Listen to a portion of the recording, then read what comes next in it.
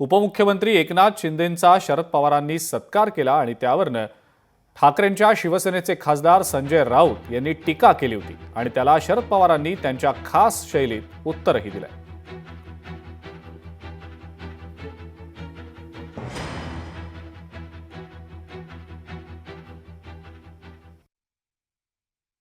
महादजी शिंदे यांच्या नावानं जो पुरस्कार दिला तो पुरस्कार अखिल भारतीय मराठी साहित्य संमेलनाचा नव्हता.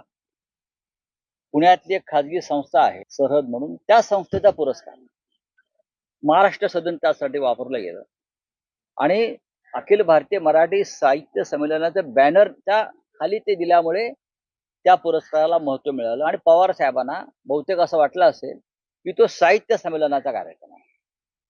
त्याच्यामुळे या राज्याची एकंदरीत फसवणूक करून तो पुरस्कार शिंदेना देण्यात आला.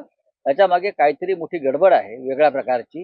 की पवार साहेबांनी अशा प्रकारे सत्कार करायला नको हवा होता एकनाथ शिंदे. मी कोणाचा सत्कार करायचा नाही.